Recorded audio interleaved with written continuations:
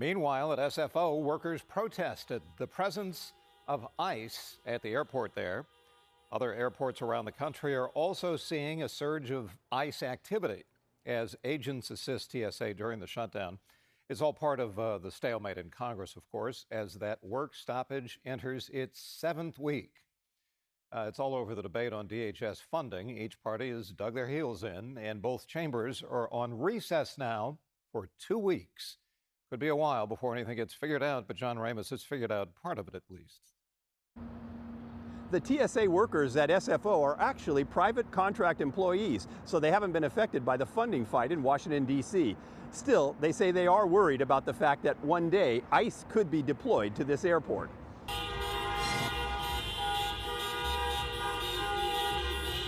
Today on this No Kings action, we're here to hold the airlines accountable. They met at a parking lot near San Francisco International. Airport workers and their allies who say they want no part of ICE. A man named Michael is a contract employee for TSA, working for a company called Covenant Aviation Security. What we're doing, we're trying to make sure everyone's getting on their flights safely.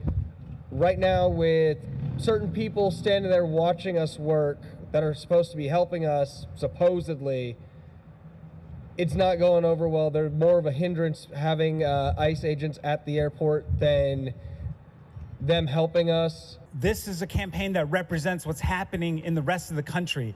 It's about living in dignity, living with safety, living without fear that you're going to be abducted or a relative is going to be abducted. It's a fight to live in a society that we all deserve. With that, they climbed into their vehicles and formed a caravan that wove its way slowly and noisily through the airport. And even though ICE agents have not been deployed at SFO, tensions are still running high over the arrest, caught on video, of an immigrant woman in the terminal last week. It's the kind of action that has prompted congressional Democrats to hold up funding for ICE and the Border Patrol.